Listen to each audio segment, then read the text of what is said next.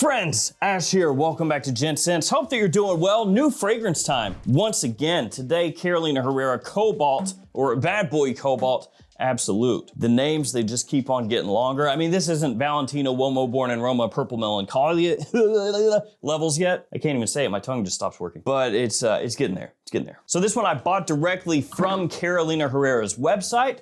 And when it arrived, it was packaged within a box within a box within a box. There's a lot of boxes. Legitimately, the box this came in was like this big. Not the actual fragrance box, but it was like this box inside a box this size, inside a box this size. They cut down like half the rainforest for this.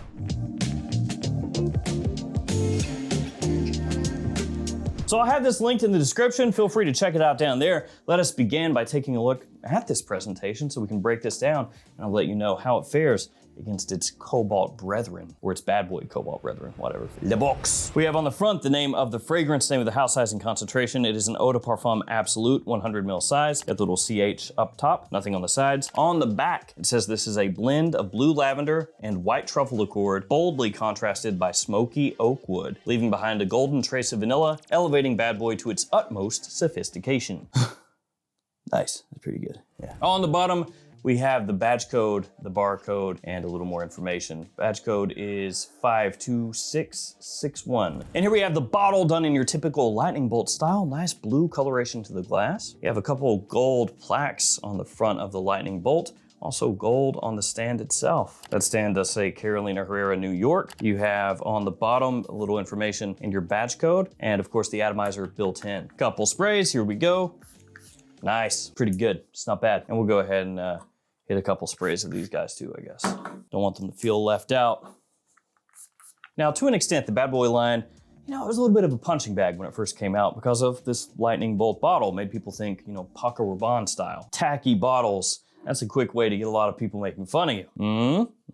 So yeah, the original Bad Boy caught a lot of flack. And that one's not crazy unique, you know, Cocoa Tonka, that's kind of the vibe there. But then this one came out, Bad Boy Cobalt, and this is the standout in the entire lineup. It's the best seller, it's the one that gets the most love, and for good reason. Fresh, sweet, super easy to wear, has a nice aromatic tinge to it, has some interesting notes in there like plum and truffle, and just over time has grown on a lot of people, myself included. So the real question I want to tackle here with this one is, where does it slot in with these other two in the Bad Boy Cobalt lineup?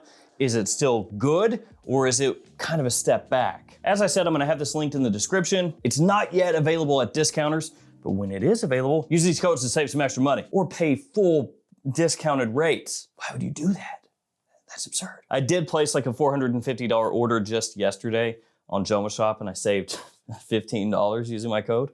Let's go. I realized I should have spent 50 more and I would have got the bigger discount. But yeah, I've got discounts for JOMASHOP, Gift Express, the Perfume Box, Fragflex, and many, many more. All right, how does this one open up? It opens up with a clean aromatic blast, kind of what you would expect from a Bad Boy Cobalt fragrance, but you can immediately tell that it's doing things different. It's smoothed out, especially compared to the original. It has this sweetness to it, almost like a little bit of a glowing vanilla, which actually is what it says, golden trace of vanilla on the back of the box. It has that right away when you first spray it on. It's less zingy, it's less green, it's definitely less sharp when you compare it to the original. It still feels fresh, and it still has, like I said, that aromatic Bad Boy Cobalt DNA to it, but it doesn't have that almost like nose prickling blue minerality that the OG has. You get a quick flash of LME off the top, just a little hint that kind of lifts everything when you first spray this on. It just gives you a little sparkle, little polish right off the top, but pretty quickly that fades back into the blend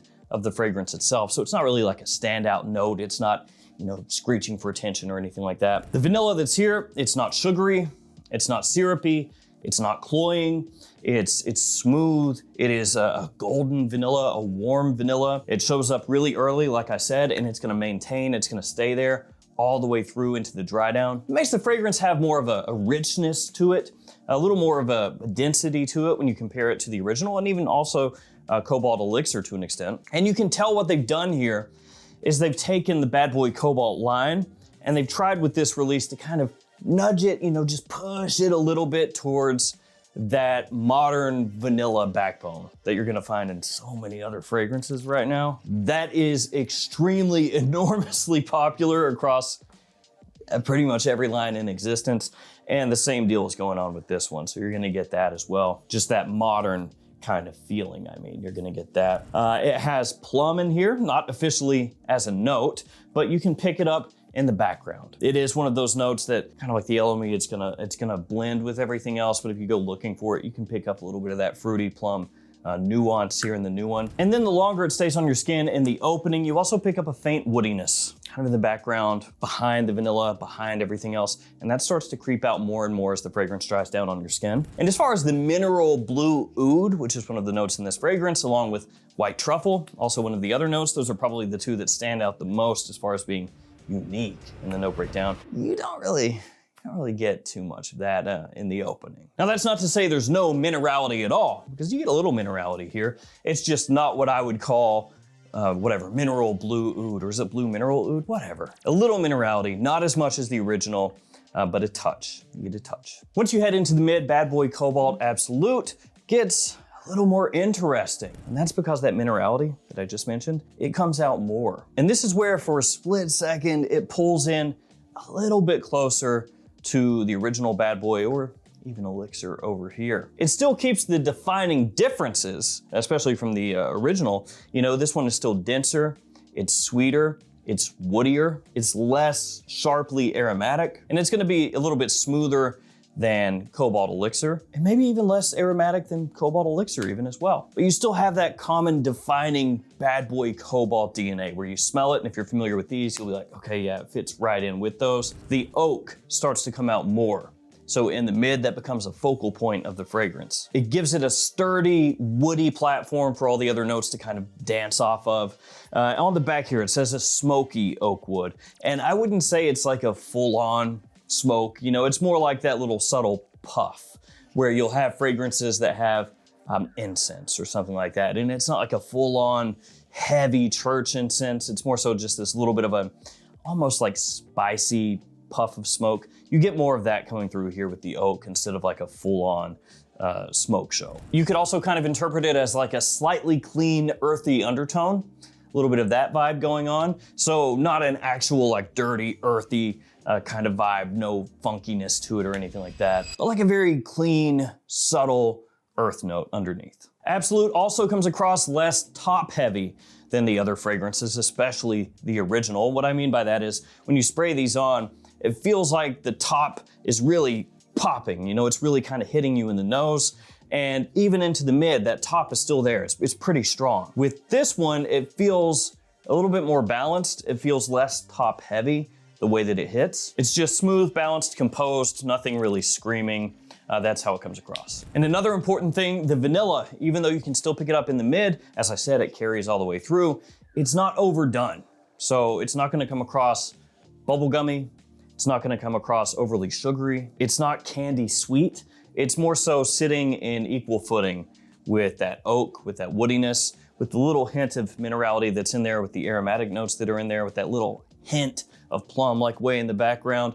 It's kind of just working alongside everything. So it's kind of like a teammate who's trying to make the entire team better by its presence, instead of being like the star player who's basically just screaming for the ball or the puck or whatever the entire time. And that to me makes it smell so much better. It smells modern, it smells great in the air, and it's not immature the way that it comes across. Younger guys can wear it easily, but middle-aged guys can pull this off also just as easy. And then into the dry down, the lightly spiced, lightly smoked oak wood becomes the most important part of the fragrance alongside that vanilla. In the far dry down, the vanilla is just kind of like a supple vanilla. You know, it's not, again, really ostentatious or anything like that. It just carries really well. It's got this subtle but noticeable way that it fills up the air around you. So not loud, not screaming, but just really, really pleasant. It's magnetic. It's that kind of scent that other people will pick up, and it just kind of, you know, is slowly wafting out there, and you'll pick up little wafts through the day. It smells great, like I said, in the air, top-notch stuff. And the oud, it never really shows up for me, not as far as an actual oud aspect. So if you're thinking, you know, a little barnyard or a little funk or a little bit of dankness or something like that, that never shows up. Which I guess, to be fair, they do market it as what, blue mineral oud, mineral blue oud. So it's not really something that you would expect to have that anyway. The woodiness in here has a nice touch of polish, nice little bit of classiness. And you could say, oh, you know, there's a little bit of a slightly dark woodiness as it dries down, and that's the oud, but not really. More marketing than anything else to me. Now, in terms of performance, it's maybe not as strong as some people would hope for or expect, but that's not to say that it's weak. Both of these fragrances here, Bad Boy Cobalt and Cobalt Elixir, are not known for being the strongest stuff out there, right? But they have pretty good longevity, and the projection is all right as well, especially the Elixir. That one sticks around for a pretty good amount of time. This one is a little bit more in line with the Elixir in terms of how it comes across. So it sticks on skin for a long time, the longevity is there, the projection is more good. You know, it's not great, it's not insane. But as I mentioned with the mid and the dry down, it does a really good job of just subtly filling up the air around you, leaving a really nice subtle scent trail. And when I say subtle, I'm not saying that you can't pick it up. I'm just saying it's that type of scent that is more alluring, more intoxicating, less bash you over the head. And there's a place for that and there's a time for that. You know, there are the crazy, crazy strong fragrances that have been coming out lately. This one is a nice kind of middle ground. You know, it's gonna stick around. It can potentially get you noticed. It's not weak, but it's not choking people out. I'm actually wearing it right now. Smells great. Subtle, but great. In terms of seasonality, for me, spring, fall, kind of neutral weather. That's really when it's gonna shine the most. After that, I'd say winter and then summer. Like middle of summer, especially during the day, go for something else. Summer evenings, maybe you could pull it off then. In saying that, it actually does lean a little bit more toward evening use for me because of that vanilla and that woodiness, the way that it comes across. It doesn't have that, you know, that kind of bright pop that people would usually associate with like a daytime centric fragrance. You can wear it during the day, like I said, but just maybe leans a little more toward evening use. There would be a little overlap in these two right here, the Elixir and Absolute, in terms of when you would wear them. I mean, honestly, like when you would wear this for the most part is also when you would wear this. So where does the new Cobalt Absolute line up with these ones? Is it better? Is it worse? Like, what's the deal there? I think overall, if we're talking just straight up versatility, usability, all of that, the original's still the best one. This is gonna be the one that you can use in pretty much any situation. Daytime, evening, doesn't really matter. It's office safe as long as you don't go crazy heavy. You could wear it on a date, on a night out. You could potentially wear it in more formal situations, again, as long as you don't go crazy. This is gonna be the most versatile one. If you're gonna have only one fragrance, most people probably would gravitate toward this. If we're talking more specific situations, I like Absolute the most. I would take this over Elixir. I think the added smoothness that this one has, the way the vanilla is used in here, really, really top notch. It pushes it more toward that modern style without going overboard with the vanilla. Actually, it reminds me just a tiny bit, not in terms of how it smells, but in terms of like the idea with Invictus Victory Elixir. Again, I'm not saying this smells like Invictus Victory Elixir. What I'm saying is Invictus Victory Elixir took Invictus Victory, right? And then it went, okay, let's go ahead and ramp up that vanilla even more. Let's give it this little incense, this light smoky pop to it. Let's keep it really modern, little lavender in there. So it gives it that little aromatic freshness that Invictus Victory Elixir has. You know, keep it very modern and pop it out there. That's what they did with that one. Kind of a similar idea with this one to an extent. Take that DNA that's already established and then add a little more vanilla, give it that touch of smokiness, keep the aromatics in there. So not the same as Invictus Victory Elixir, but kind of a similar path that this one took in terms of what it did with these. So I'm kind of like splitting this lineup a little bit. These two have a lot of overlap. I would take Absolute if I could have only one of these.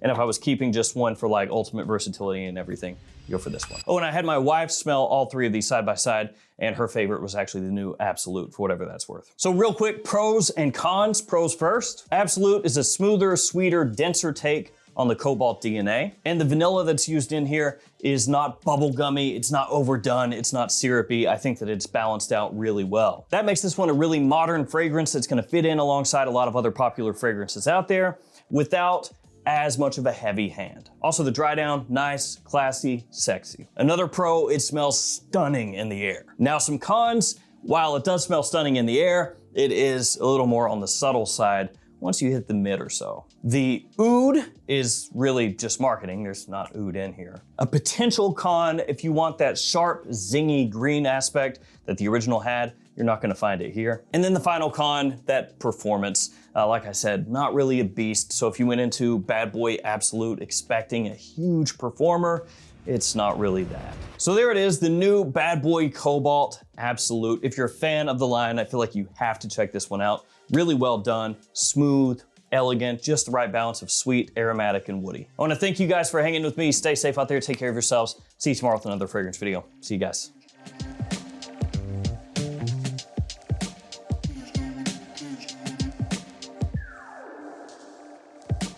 Thank you.